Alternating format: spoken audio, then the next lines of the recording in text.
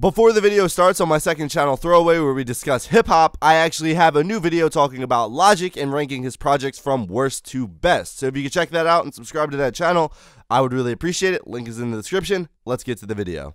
So as a fan of the Rising Storm series, when I found out Rising Storm 2 would be taking place in Vietnam, I was actually pretty excited because it seems like too often we really don't get that many Vietnam shooters, and when they come out, they're normally good. The most recent example, of my opinion at least, being Battlefield Bad Company 2 Vietnam DLC.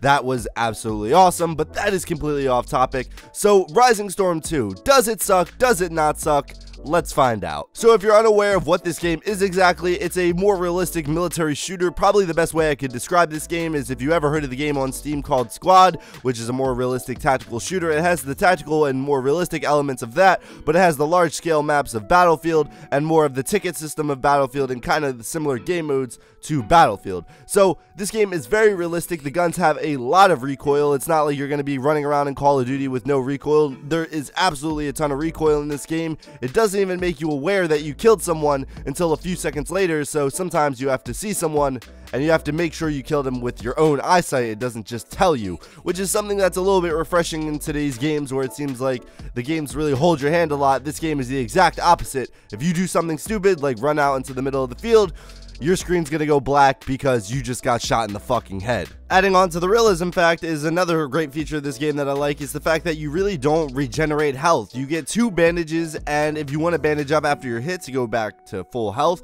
all you have to do is you have to find a place to pretty much heal up, hold F, and then you take a few seconds, you heal up, then you're back to full health. You can only do this twice, so it makes you play smart and it makes you really think about what you're doing, and that is something that I really like about this game compared to a lot of other games where you just regenerate health, you run out, and you're pretty much fucking Rambo. In a game that's realistic like this, it's awesome to see that that is not the case, and it's something that I really like about the game. Another thing I have to say I like about this game is the maps. The maps really capture that feel of Vietnam, and it makes you really feel like you're there. There's a lot of jungle setting, there's a lot of tunnels, and honestly it's really cool running through the tunnels scared as shit because you feel like you're gonna get hit by napalm.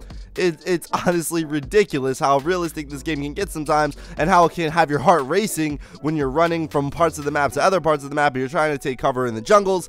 It's honestly just amazing, and honestly I really feel like they hit the nail on the head in terms of map design for this game, because the maps are one of the best parts of the game, at least in my opinion. So the game definitely has a learning curve, and that was something that me and a few of my friends had a problem with, but the community was definitely really helpful in the game. I tended to ask my teammates a lot how to really play the game, what was going on, and they were more than happy to answer. You guys might not have that same experience, you guys might run into dickheads, but at least from my experience, the community has been pretty cool. This game is very tactical though. A lot of the community takes this game very seriously, so you're going to have a lot of guys making real callouts and doing real things. And it's pretty cool because a lot of guys are like flanking Bravo or do this, do that, do that. It actually feels like they're giving real callouts, and it feels like you're actually in a real battle. And speaking of feeling like you're in a real battle, this game is very, very fucking intense if I'm being completely honest with you. I look around sometimes, I see explosions, I hear gunfire everywhere, and I'm like, Jesus Christ, I might actually get PTSD, and I'm kind of feeling like a non-vet right now because all of this shit happening is absolutely insane. One time I actually turned over, I saw someone get fucking blown up by like an artillery, and I see his hand in the air as he's burning to death yelling, "Ah! Ah!" And he's like fucking screaming, and I'm just like, Jesus Christ, this game is pretty gruesome. The game breaks you up into classes as well, with there being multiple classes that you can pick from. The only problem that I have with this is if you're late into the game and you don't get onto the class fast enough, then you're pretty much shit out of luck because those people are going to sit on those classes the whole game and probably really aren't going to back out too much, at least in my experience. So you're pretty much shit out of luck. You're going to have to wait until the next game and hope you can get that class you want. And if not, if you don't get the class you want, you're going to have to play like a grunt class. And there you really only have one weapon option, which is a little bit frustrating. Something that I wish they would add into the game is just more guns. I feel like that would improve the game a lot because the game can get a little bit boring once you play with a certain gun for a while. It just can be a little bit boring. So if they could add some more guns to each class, that would be really interesting.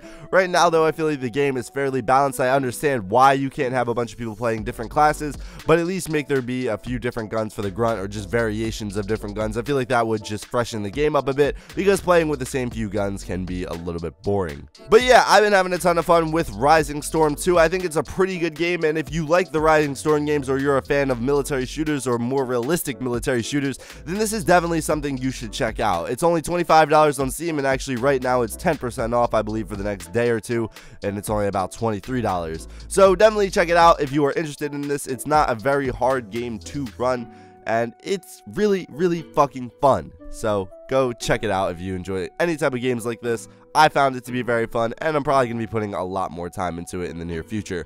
But thank you guys for watching this video. If you enjoyed it, be sure to hit the like button. If you dislike this video for some odd reason, be sure to hit the dislike button. And if you are new, how about you subscribe? But yeah, guys, this has been The Chosen One Inc., and as always, peace out. Working on myself, by myself, for myself. I don't need your helper for my boys over wealth. I'm a sinner, fuck heaven, I'm in hell. Fuck 1 + 12, rather dead than in jail.